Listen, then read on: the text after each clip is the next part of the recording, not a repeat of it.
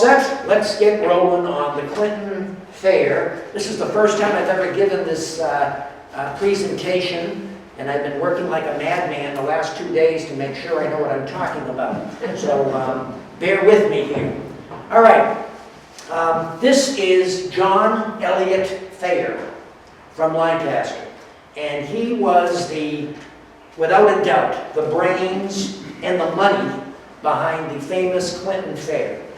He was the president of the Worcester East Agricultural Society, which was a Worcester County, more farming type of event, much like a Grange or kind of like the Springfield Exposition, Eastern States kind of thing. That's what the event started off as. He was quite a guy.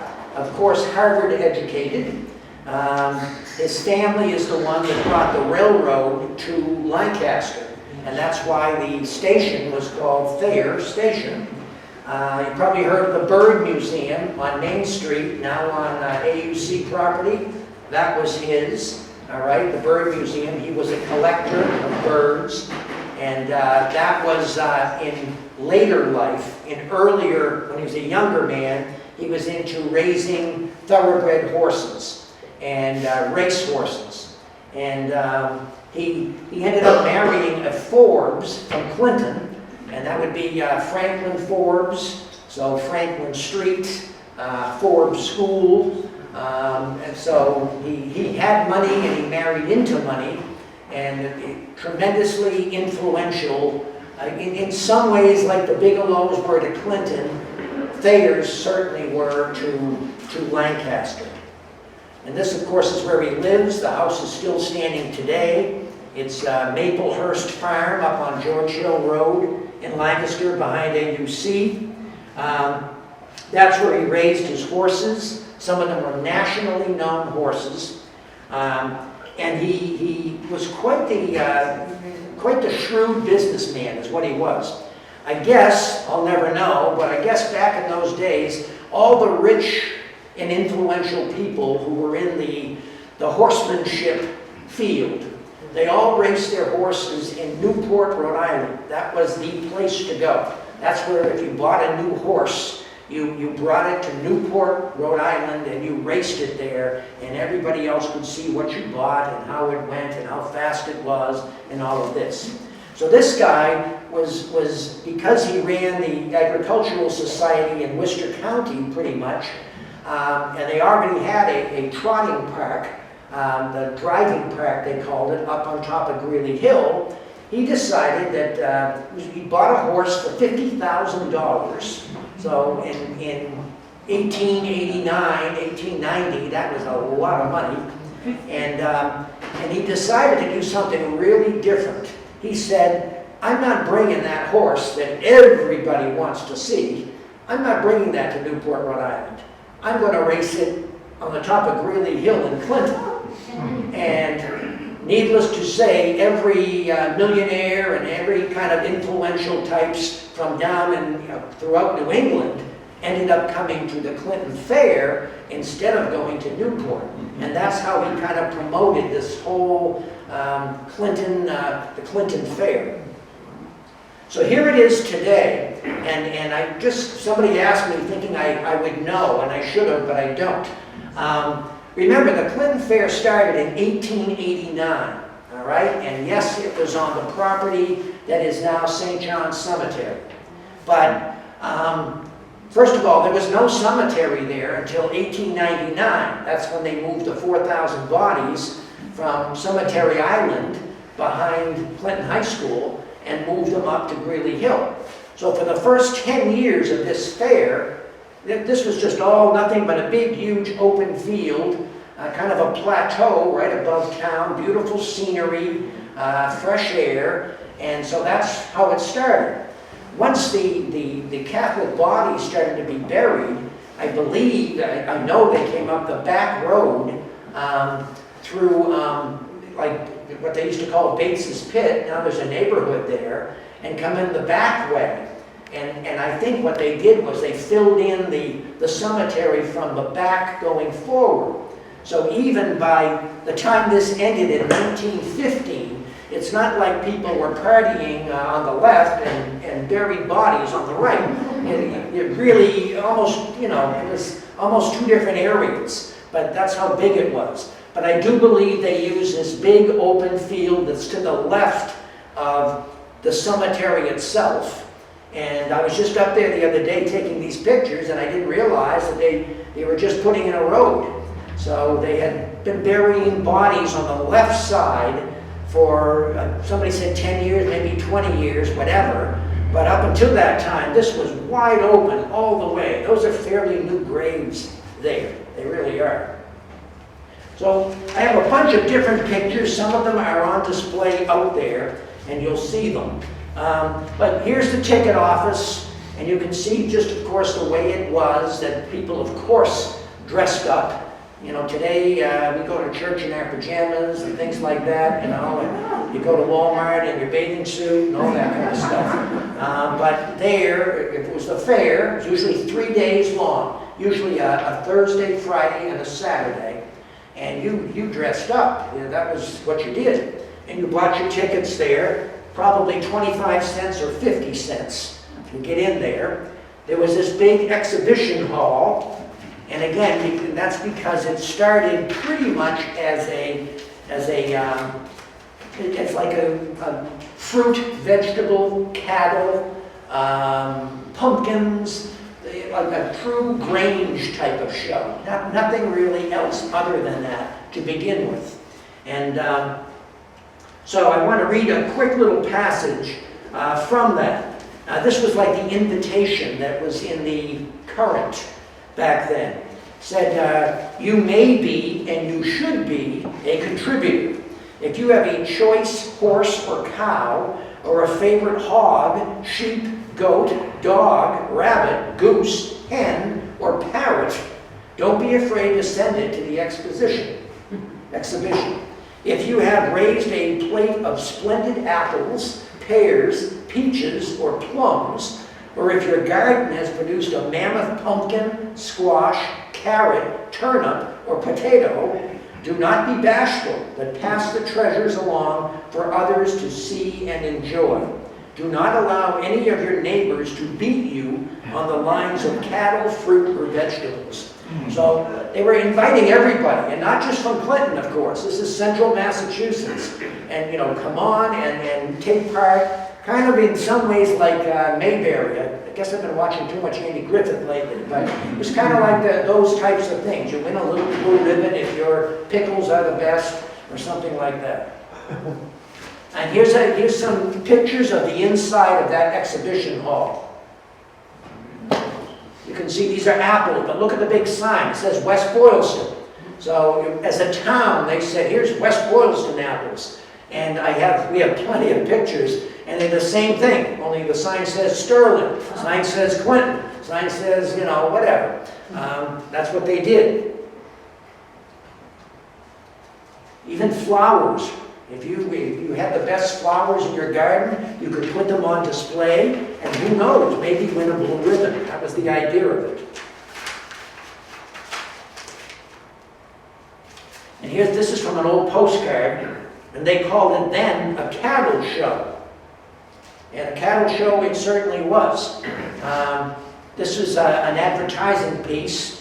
You can see the size of these things. And they even brought in, I believe, yes, this is the largest oxen in the world. 8,600 pounds. Owned by somebody in Maine. But they brought them all the way down to Clinton to show off their stock. Now, here's some other things. Of course, they had a grandstand there, huge, held 1,000 people. Look at the size of this, and look at the crowd. And in the middle was the, what they call the oval. Come on. Okay, forget it. Anyway, inside here was the oval. So here's the track. It was a quarter-mile track. 4 times around is a mile. And then the inside was where they might have had special events, special daredevil events, or things like that I'll talk about in a minute. Here, of course, is the famous Fakers Row. Fakers, of course, were kind of like carny people, all right? It was more games of chance, places that you'd probably get cheated out of your money if you weren't careful. And I have a little article from the Item that talked about that particular area. You'll get a kick out of it. If it's a three-legged horse you want to see, he's there. You can see the beauty of the future as foretold by a palmist, if that suits your fancy. The freaks of the land and sea are to be seen. And if you like cider, it's there, or Moxie, if you prefer. By the way, we have some Moxie right out here. Thank you, Bob Martini. You can ring a can, which I imagine means the carnival type of events. You can ring a can, or a watch, or even a diamond ring. If you are hungry, there's a menu to tempt your appetite. You can listen to the hawkers tell their lies, and it won't cost you anything unless they persuade you that they're telling the truth. So this was a great game of chance. Look at this. You see this? Look at this. This is Hickory Bill, the champion dodger of the world. Now, when I was a kid at the carnival, you could take some kind of baseball or softball and throw it at a target. But this kid from Brockton, that's his head right there. He was the champion dodger. He had his head out there, and you threw stuff at him. And he was so good at it, apparently, that he lived to tell about it, I guess. And then this other things were weightlifting, little children. Weightlifting, that was another like demonstration in Fakers Row. And the Item carried this little quick thing. Hickory Bill has his head with him, and it's just as hard to hit as it was last year. So here's more general scenes, huge crowds. And the crowds brought a certain type of crime. Anybody want to guess what kind of crime? Pickpocket. Very good, pickpockets, definitely. And so there were cops, there were special police, there were the Clinton police, and there were even undercover police, because it was so common to get your pocket picked because of these huge crowds.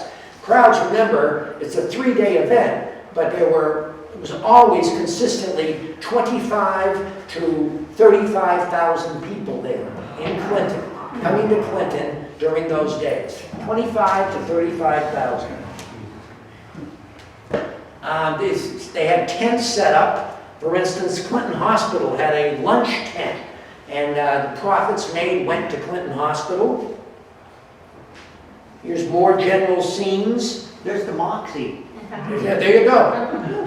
Shouldn't have said that. They're supposed to be subliminal messages. You're going to go get some Moxie after this round. One thing they always did, it's hard for us to imagine, but I mean, this was a big deal in Clinton. It was a big, big deal. And the first day of the event was always Children's Day. And it was so big that they canceled school for the day. All right? Clinton canceled school and Lancaster canceled school, so that all the kids could come on that first day, and I guess it was half price or whatever, but the kids would come there. The kids weren't supposed to come on the second and third days. And when they did, I know the Item carried an interesting article about the truant officer who happened to go up there in the middle of the day on a Thursday or Friday. And they saw, the reporter talked about the kids hiding under tents and hiding in barrels and all this stuff to get away from the truant officer. Like we did with Marty Gibbons, I guess. But, here is just some advertising. Advertising, and we have some on display out there. This was a great thing. This gentleman with his little Clinton Fair pouch. It was in every Worcester County newspaper. These are postcards. That usually there's a picture of the previous year's event, and then they are promoting, this year's event. That looks like it was like a fake. That's not a fake, not at all. All right, this guy hanging up here in the blimp, it was Professor Fred Owens of the United Airship and Amusement Company, and he would often perform. And that's just a look down the midway. And you can see the exhibition hall, the back of the grandstand, and some of those tents and outbuildings. And look at the crowd. Unbelievable. Here's another look at postcards. It says, "Dear friend, meet me at the Great Clinton Fair, September 16, 17, and 18. Great racing each day. The exhibits are fine. Your Chumflin." And I guess you could send these out to your buddies. You probably saw out there the bulletin or the premium list. We have one from almost every single year the fair ran. The thing that you have to make sure you remember, though, is the bulletin was like almost like a sort of a football program. Thick, some great ads, but also it was a preview of what was coming. So you could read some great stuff about all these daredevil acts coming, or lion tamers, or trapeze artists, but you have to go to the item or the current to read sort of what actually happened. And not that there was that much of a difference, but some of these acts, if you had gale winds, you certainly weren't going to go down a chute on a bicycle and try to jump over 40 feet to the next ramp or something. So it didn't always happen like the bulletin said it was going to happen. That thing in the back I will explain a little bit, but horse racing was one of the major events. And they actually even, I don't think this is it at all, but they actually even had a local doctors race. That was like a little gimmick that they did. They didn't have just horses, it was a horse and carriage, because that's how the doctors made their rounds. So there were probably 6 or 8 doctors in town, and they would line up on the track and race. And from what the papers say, Dr. Bowers was always apparently the winner. All right, we're going to talk about some famous acts that came here that were truly world-renowned. These people had traveled all over the world doing this. It's funny because it looks just like a Clinton setting. This is in a different language over here on the right. But this is Oscar Noren and his wife. And they were high divers. Both of them were champion high divers. And what they did was, there was usually a pole, a tower. It says here 120 feet. I've read where some of them were 90 feet. But he would especially dive off the tower, do somersaults, dives, and everything else into 42 inches of water. So basically 3.5 feet of water he would go into it, and he lived to tell about it. But his final act, his big finale, was, here's a description of what it was. The grand climax of the day was the fire dive. For this act, Oscar Noren dons a pair of overalls and jumper over his tights, and then there is bound around him a suit of paper with long streamers of tissue. These shreds of tissue are saturated with kerosene. You know what's coming next. Kerosene is then poured upon the surface of the water in the tank, and this oil is lit on fire at the same moment that Oscar's suit is lit on fire. So he dives into this flaming pool, coming down like, I love this, a surging meteor, and with a hiss that could be heard many hundred feet away, plunges into the pool. That's what he did, probably 3 times a day, because that was what they did. They didn't just come and leave. He was contracted to do this probably 3 times a day. And there's his lovely wife. The only thing about her, it's very interesting, is she must have had quite the publicist or something, because her biographers made it sound like she was from Sweden, and when she married Oscar, she was like 13 years old or something. And I think later on they found out she was born in California. Here's another one, the famous Sedora. Sounds fancy, huh? She's called the most daring girl on earth. And you can see what's coming up next. This is just an ad, but there she is on her Indian motorcycle, and there's where she drives in that big, huge globe. And here's a better look at her. autographed picture of her, plus her at, I think it was a World's Fair. And there it is. That's I believe, a Clinton picture. And there was a trap door in this globe that was 16 feet in diameter. And she had this little motorcycle, kind of like a mini motorcycle. And she did this act, London, Paris, Berlin, Germany, all over the world. And again, this is what she did. And her finale was going so fast that she would be straight up and down, as the hawkers would say, you know, defying gravity. She was really totally upside down, but she's going so fast around that thing. I don't know how the hell she didn't end up really dizzy, but that's beside the point, I guess. And then, believe it or not, her motorcycle is still around, and I found this online. Often at real fancy classic auto shows across the nation, somebody today owns that Indian motorcycle that Sedora used in her entertainment. Anyway. Okay, here we go with the famous diving horses.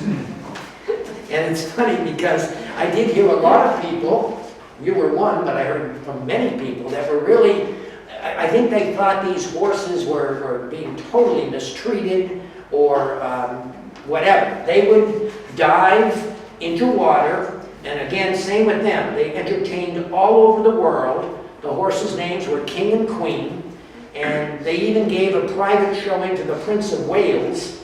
Later on, it was King Edward VII in England. But again, all the major cities of Europe and the United States, and they really were. This one on the left is a Clinton picture. That's one of the horses just diving in.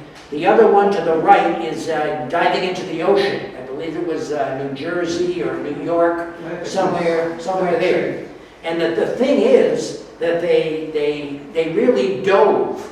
It's not like they jumped, but I'll read you this part.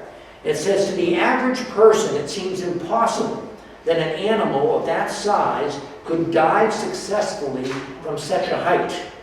With apparent nonchalance, one of the horses saunters up to the platform, standing almost 40 feet above the heads of the audience.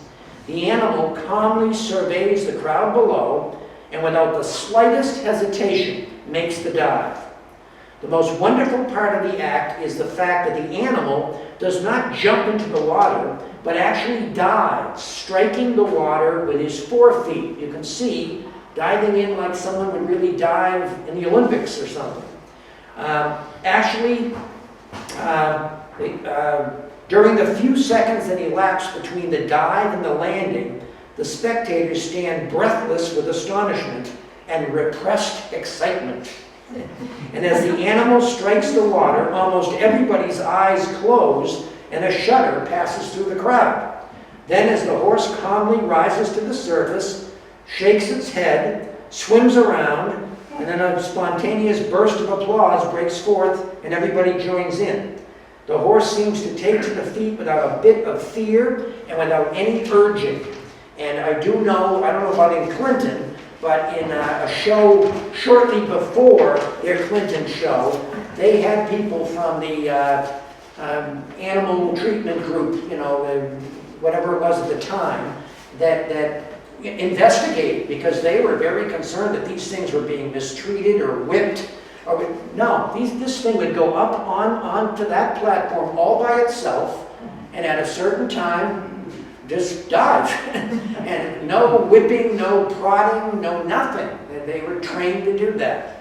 The owner had a story that said, basically there was some kind of, in the field where there were just little ponies, they would find a way to jump off this kind of high plateau into water and then come over to a field that they didn't belong in.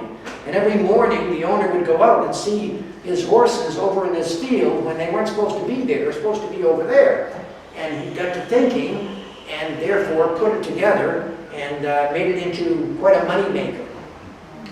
All right, this guy is probably the greatest daredevil that ever came to Clinton. And he came several years in a row. I believe that the name is Schrader, is how it's pronounced. He was the greatest cycle attraction ever witnessed. And he performed from 1895 to 1919. And he ended each performance, this is a wonderful lesson to everyone, he ended each performance by calling his mother and telling her that he was safe, and he managed to do it. How about that? Okay? Until the last one, which I'll tell you about in a minute. So this is what it looked like. This is a Clinton picture. The top of that on the far right is 102 feet high, and it was built for him by Clinton people, and he had to inspect it, of course. And the jump-off spot was to the far left. That was 35 feet above the ground. And I believe that's him inspecting, which he always did, of course, before his jump. Or either that, or he's saying something like, why the hell am I doing this? Whatever. But that's what he's doing right there. And this is a much better look.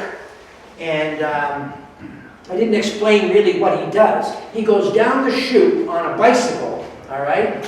And the bicycle goes one way, and he dives into a pool. You can see it right there in front of the grandstand, okay? And the bike always lands somewhere else, thank God for him. But the real problem was, it was always the case, from the top, the 102 feet, he can't see where the water is. All right, but he has it all measured out and figures out what he's going to do. But when he starts, he can't see the water. And he goes flying down, and then right at the jump-off spot, they say it's not like it just goes. He actually leaps off his bicycle at a certain point. And then he's almost like Superman. He goes straight, diving into this pool, while the bike goes somewhere else. The water is 4 feet deep. The pool is 12 feet wide, and it's usually about 100 feet away from the end of the jump. And I do know the item had a little article about the first time he was here, his first jump. All of a sudden he was almost ready to go, and they noticed that the water was leaking out of the pool. So they had to call the Clinton Fire Department to get up there and get some water in the pool, and they managed. Question, Yes?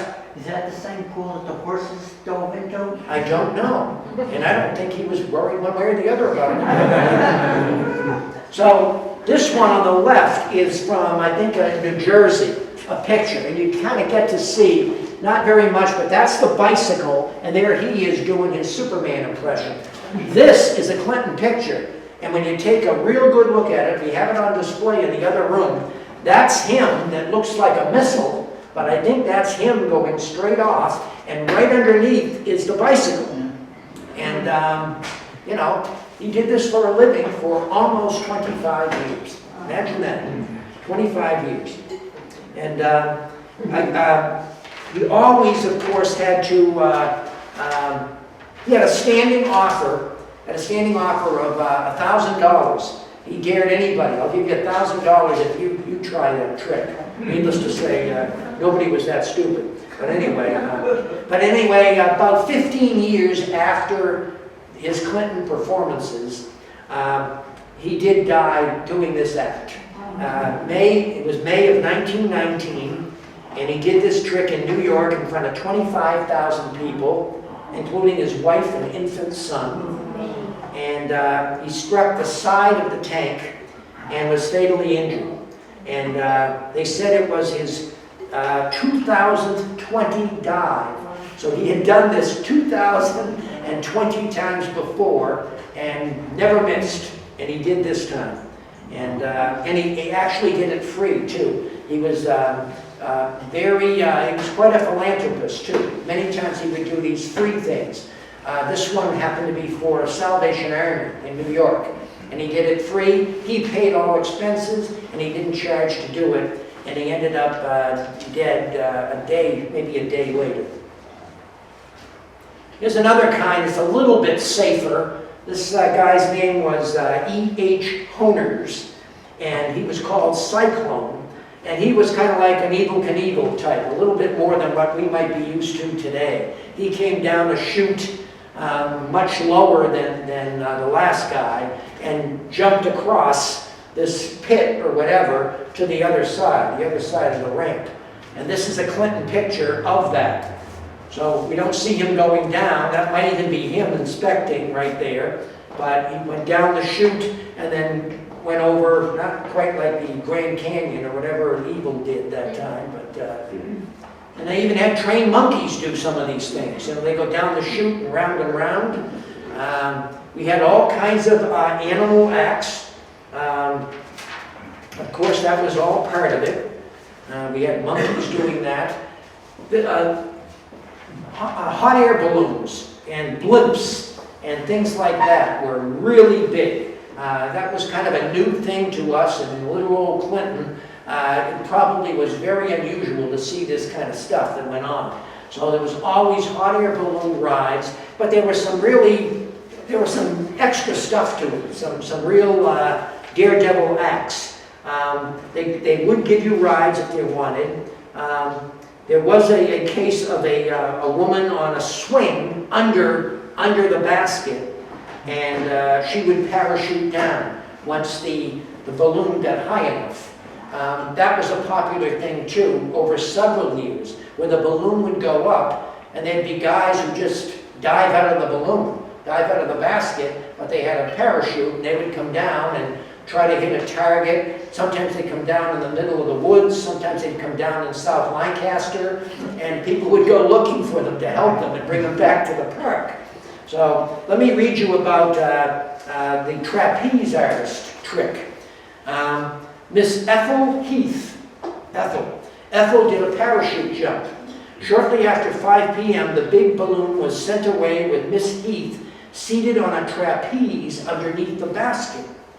The big bag, we're talking about the balloon, not Ethel, rose about 1,500 feet in the air, drifting away towards the south because of a slight north wind. There was a hustle by the crowd for points of vantage, and soon came 3 revolver shots, which conveyed to Miss Heath that the time for her to cut loose had come. And almost instantly, she was seen to drop, her parachute opened, and she came to earth in the open lot right near Highland Street. And within 15 minutes, was back in the park, escorted by a large crowd. So this was big stuff. I mean, you can imagine, you know, I think it'd be big stuff to most of us today, probably, that you can imagine, especially the kids from 1889 to 1915 seeing this kind of stuff. Pretty odd. So air shows were always popular. Blimps, of course, coming across. Oh, this was a famous one too. Oh, yes, yes. This is, I'll try my best here. Mademoiselle Gertrude Carlotta Pianka. She was a lady lion tamer. How about that? She was from Poland, and once again, entertained all over the world, everywhere. And the lions would, here she is right here, this is a Clinton picture. The lions would, she'd make the lions jump through hoops of fire, and of course, she'd sometimes blindfold herself just to show that she had complete control over these animals. And her finale, of course, was to open the mouth of a lion and stick her head in, of course. You gotta do that, right?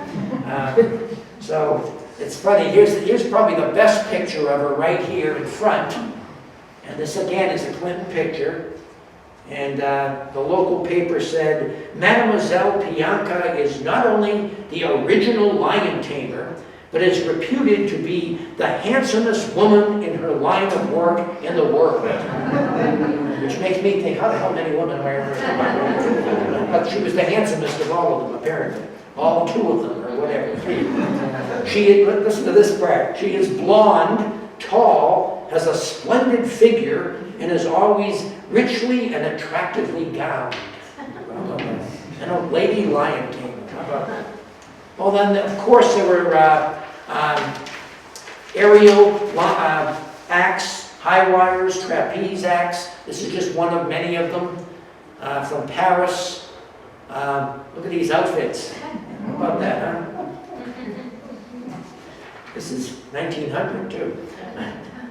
Here's another one. He was on a wire 100 feet in the air, and I guess part of his thing was comedy. He would make believe he fell, or drop and hang on to the last second, or make believe he was going to fall, whatever. Again, no wonder 30,000 people or whatever came to these events. This was big doings in the little town of Clinton. Really, truly was. Of course, there were animal acts. You had to have animal acts. We had dog shows. We had talking dogs. We had seals that played musical instruments. We had dancing bears. Even one year, I think it was 1905, somebody brought 8 polar bears to entertain Clintonians.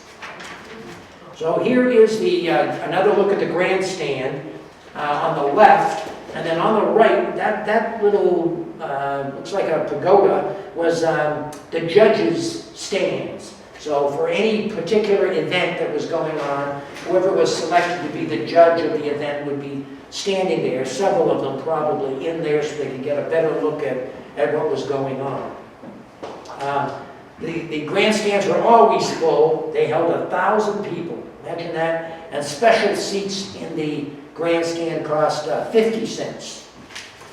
And again, I can't emphasize enough how horse racing was always a key part of this. You brought the fastest, best horse you could to this place, to this event, because you knew many people would be there and people would be buzzing about you all the time. There was even competitions between fire departments. They're called at the time, the fire laddies, but like Clinton against Lancaster in some kind of event or whatever.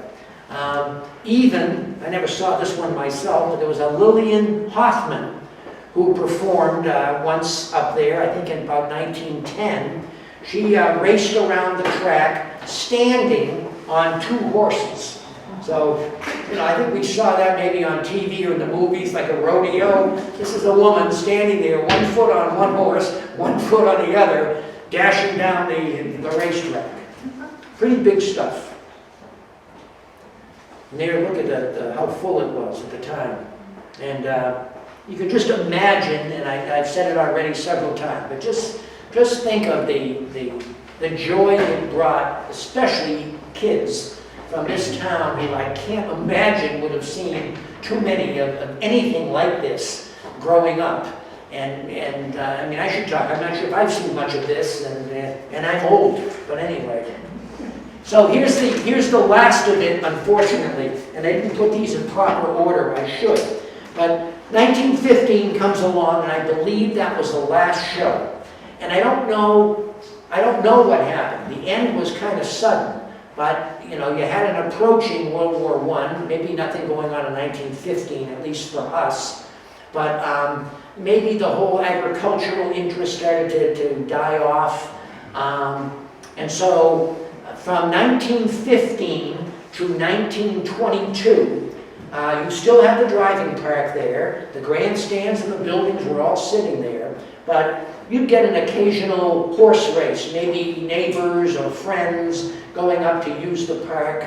I believe the Boy Scouts used the area way in the back as some kind of camp sometimes. So the place was used, but nothing like these big, huge shows and daredevil acts or anything like that. So in 1922, the driving park went up for public auction. And everybody knew that there was only one guy who could probably afford to buy it. And that was still John Elliott Thayer, who had started the whole thing anyway. And he bought it for $1,500. And when he did, that dissolved the association that he was president of. So in reality, the association owned the driving park, but didn't pay the bills at the end, and suddenly Clinton Savings Bank foreclosed on them, and they went to public auction. And that's when John E. Thayer bought it, 1922. So Jacob Schamberg bought all the buildings on the site, everything. bought them all. And so some of the buildings he sold off right away. It is my understanding that, by 1929, John E. Thayer, that's when he sold the driving park to St. John's Cemetery. And you have to admit that somebody at St. John's, a priest at the time at St. John's, was thinking, saying, someday we're going to have to expand this cemetery, and here's our chance to grab the land. So they did in 1929. The grandstands were kind of the biggest issue, and there was serious talk that they were going to be moved to Fuller Field, and those were going to be new bleachers for football, baseball, and everything. And of course, you saw the pictures. They were true grandstands, solid lumber, and a roof over your head and the whole thing. And they would have been grand.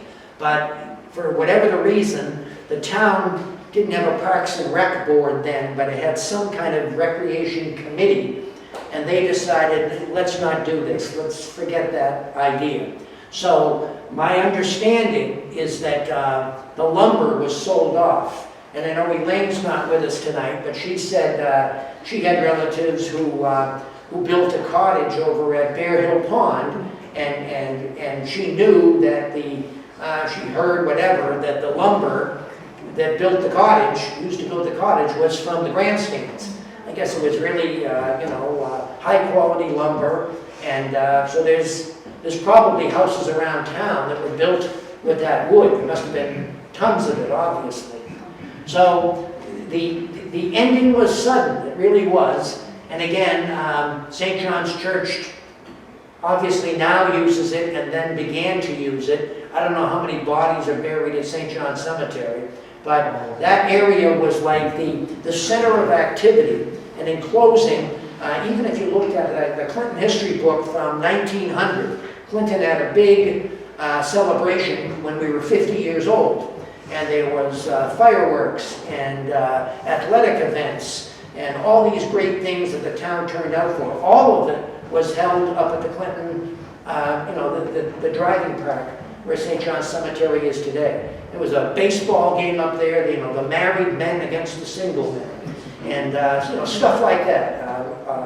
Not only horse racing, but also racing, almost like a track meet. Anybody could sign up. You could run the 2 mile, you could run the 50-yard dash, ribbons given out, and all those kinds of things. So it's an area and that's where they fired off the fireworks too, which was kind of close to the hospital. There was some complaining, just like there is today on Facebook about fireworks, when you think of it. But anyway, it was a real center of town, believe it or not. Way up there on the Lancaster line was a real hotbed of activities back in the day.